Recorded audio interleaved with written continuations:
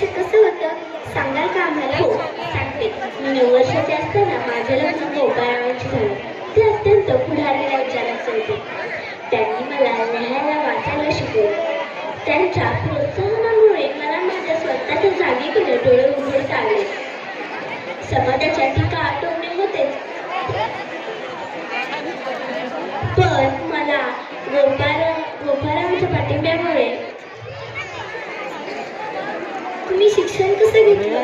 त्या काळात मुलींसाठी शिक्षण घेणं खूप कठीण होतं. हो अत्यंत कठीण. मी शाळेत जाण्यास लोकांचा विरोध, मुलगी शिकून काय करणार अशी वाक्य जवळचीच होती. पण आम्ही हार मानली नाही. तुम्ही डॉक्टर व्हायचं ठरवलं त्यामागचं कारण काय? हो हे माझं व्यावसायिक स्वप्न नव्हतं. एका वेदनेतून जन्मलेलं ध्येय होतं. मी आई झाले, पण योग्य उपचार न झाल्याने माझे बाळ वाचू शकले नाही. त्या क्षणी मला जाणवलं भारतात महिला डॉक्टर असणे किती गरजेचं आहे.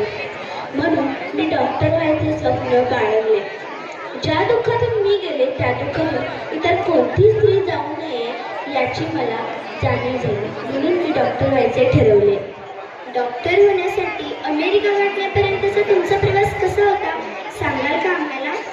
हो सांगते. वैद्यकीय मला शिक्षण मिळणार नव्हतं. गोपाळ बायकोला परदेशी पाठवतो अशी प्रश्न विचारत होते. अमेरिकेत तुम्हाला कोणत्या अडचणी आल्या का? हो अडचणी तर खूप होत्या. तेथील हवामान अजिबात सहन व्हायचे नाही. मी भारताच्या उन्हात वाढले होते. भाषा, संस्कृत, खाणं सगळं नवीन. मी शरीराशी कमजोर होते पण सतत आजाराशी झुंज घ्यावी लागायची. शेवटी 1885 रोजी मला वैद्यकीय पदवी मिळवली. त्या क्षणी माझ्या संघर्षाचं सोनं झालं. खरंच आनंदीबाई, तुमचा हा प्रवास अजिबात सोपा नव्हता. भारतातील स्त्रियांच्या दुःखांवर फुंकर घालण्यासाठी तुम्ही डॉक्टर व्हायचेच असे ठरवले होते. पण त्यासाठी तुम्हाला असंख्य वाटांवरून प्रवास करावा लागला आणि तोही अशा वाटांवरून ज्या वाटेवरती प्रचंड काटे पसरलेले होते. आमच्यासाठी हा प्रवास नक्कीच प्रेरणादायी आहे.